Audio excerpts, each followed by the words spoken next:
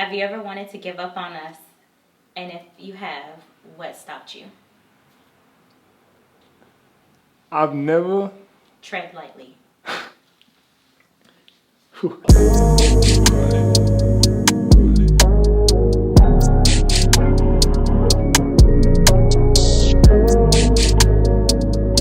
I've never wanted to give up.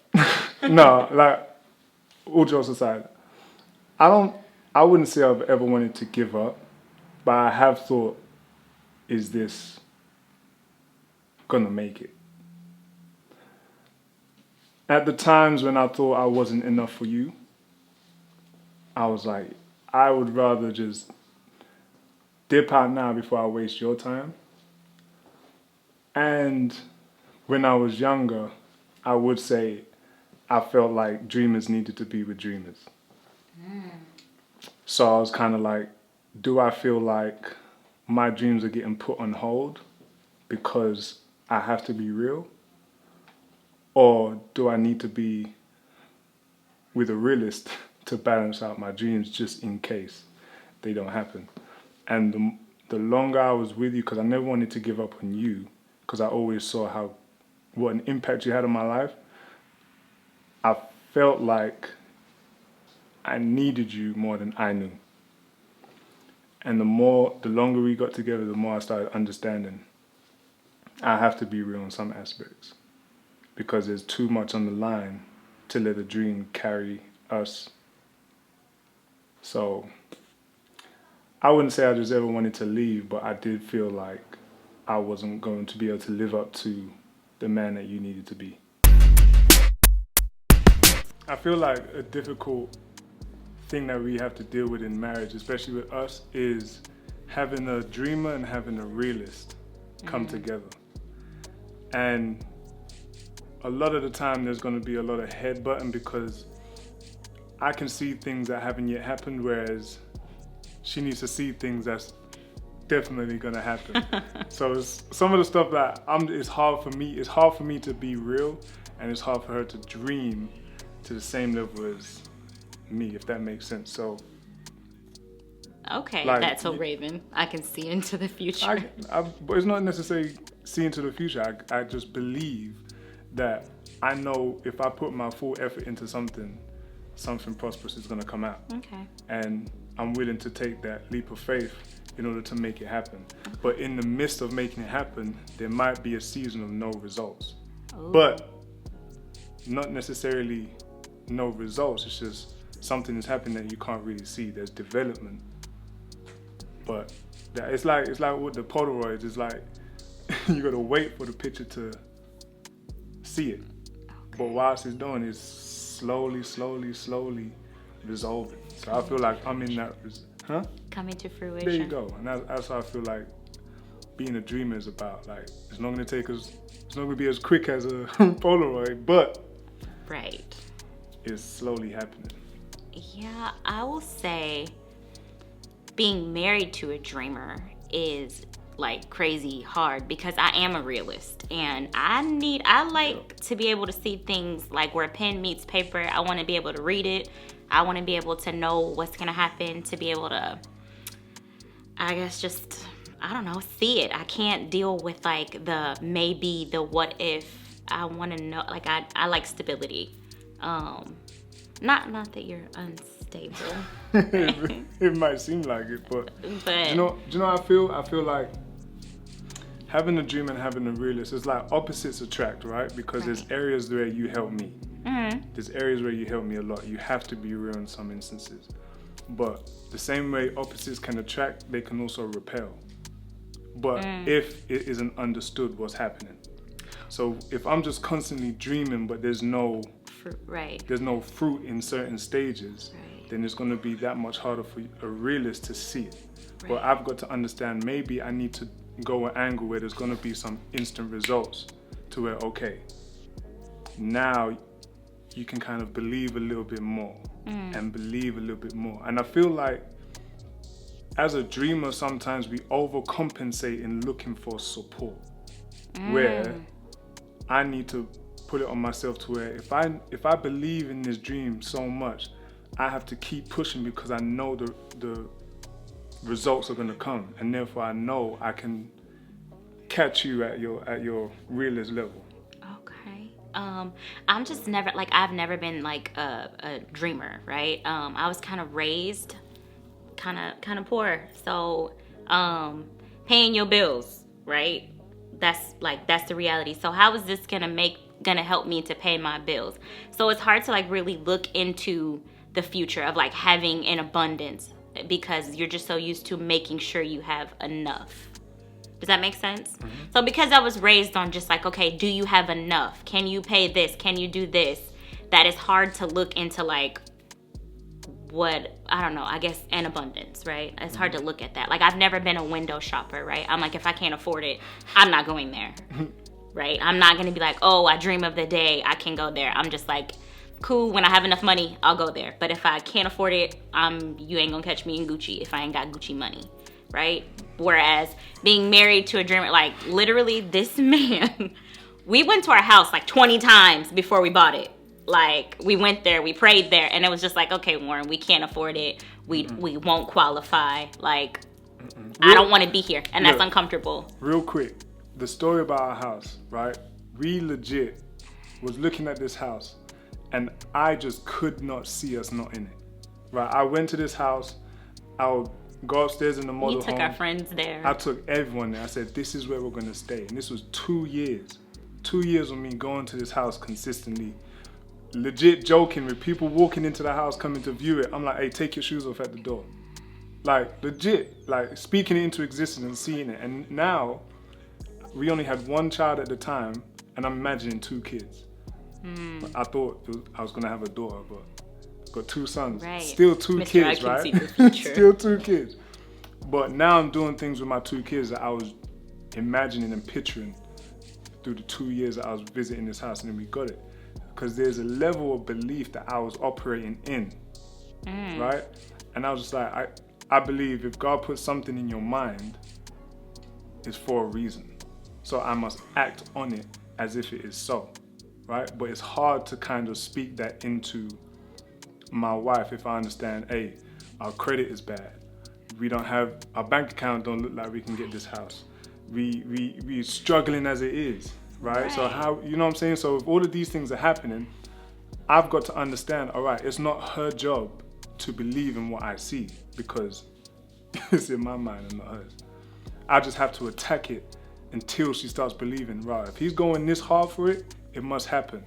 And then we got it to where it was like, you was over the moon, right? You was like, we finally got the house. I was kind of like, hurry up, give us the keys, because it's been mine. Been mine. You need to relax. Bro, but that's how I come at it. So you gotta understand, we're on like polar ends. Like, I'm a super believer, she's a super realist. It's hard if we just stay there. So how did you relearn submission? How do I relearn submission?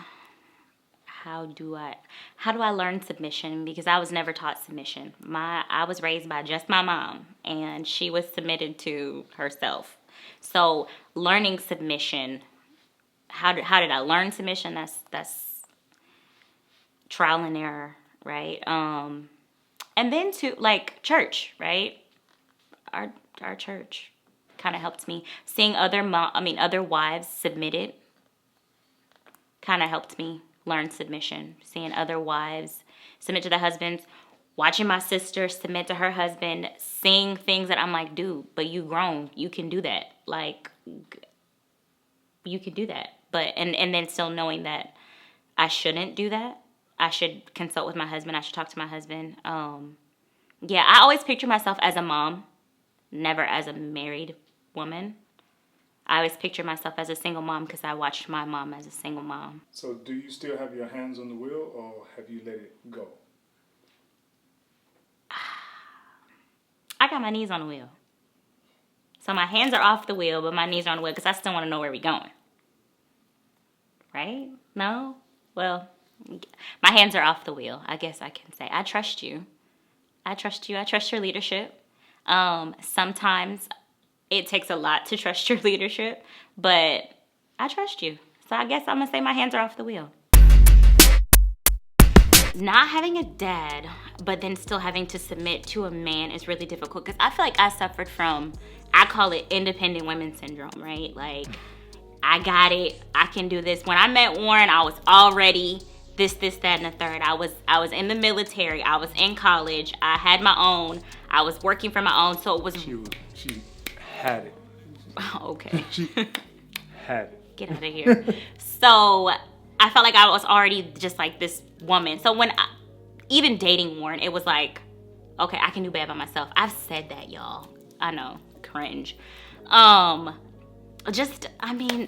guess if I would have had my dad around, I would have been able to see a woman submitted to a man and know that even though you do have it, like, you got it, you got all these things, you got it going on, it's still okay to take help, right? It's still okay to co-labor on life together. It's still okay to ask somebody, like, hey, is it okay if I do XYZ?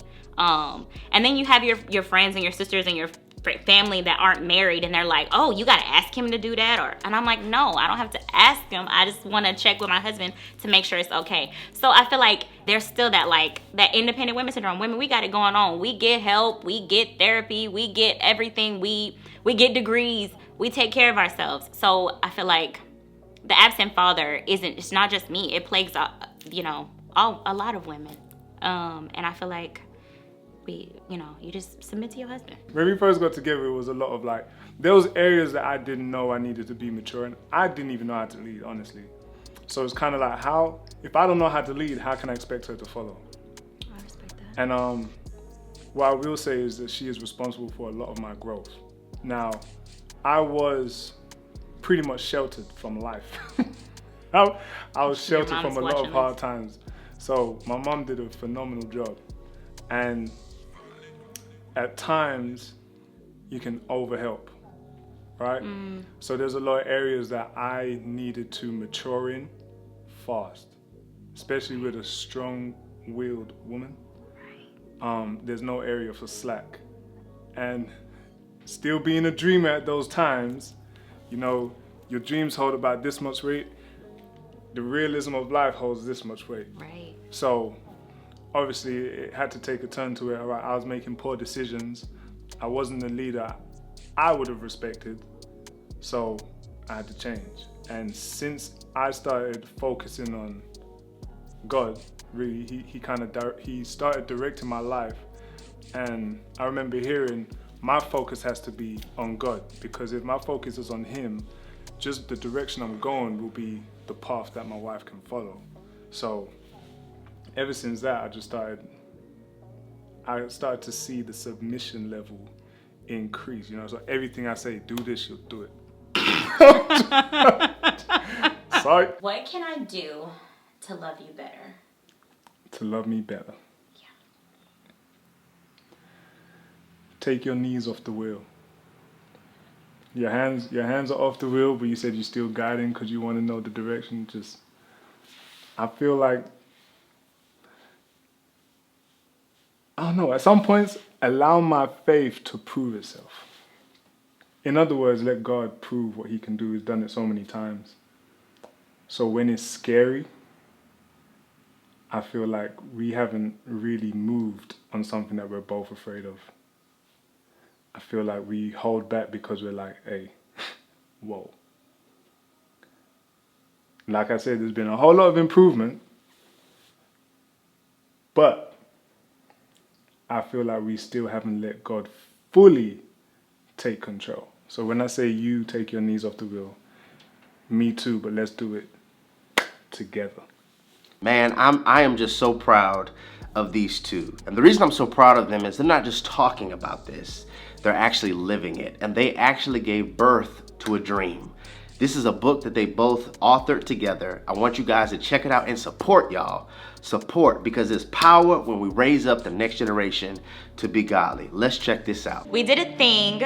We are now officially published authors. We are published. Finally, this has been something that's been in the works for 4 years. Our book is called The Lost Little Prince, and it's about a little boy who is going on a journey through the jungle. And on his journey, he encounters all these different types of animals. And he gets these different skills from the animals, but ultimately he's lost and he's lost his way. And at the end of his journey, he comes to his parents, and his parents tell him, you are a child of the Most High King. Like, yes, you may be kind, yes, you may be gentle, but ultimately, you are a child of the Most High King. And we really wanted that to be imparted on our readers. We really wanted them to get that from our book. We really want them to understand that you're a child of the Most High King, and it doesn't matter what anybody says about you. At the end of the day, God calls you friend, and you're a child of the Most High King. And kind of like the way our kids reverence us, the same way we reverence God, right? He is our Father, and we take our identity from Him. So as parents, we had to understand Kai's going to identify with what we say. And if we say you're a child of the Most High King, you're a head and not the tail, you're the most and not the least, God has a good plan for your life, he's going to believe that and walk in that. So we pray that this book inspires you to do the same thing with your kids. It's a family feel that we wanted to get parents to actually sit down with their kids to read and just enjoy the story and the journey that he goes through. And just bring families together, because the biggest impression is at home. Right. So we feel like that is the most important part to spend with your kids as parents.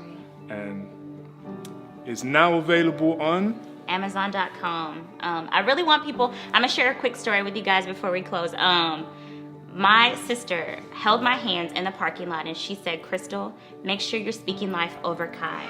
Make sure that you are telling him who he is. And I really want this book. The feeling that I got from what she said to me was just like, you know what, you're right, and I need to make sure that I'm doing that. That feeling is what I want every parent and every reader to get from this book, that you are enough. You already have everything that you need in order to do what God called you to do. And you are a child of the Most High King. I want everybody to get that from our book. It's available on Amazon.com. You can purchase it.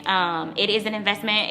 I hope that it enriches your life the same way it did when we wrote it, because it has been a labor of love. We took our time with it. And it's going to be your child's favorite book.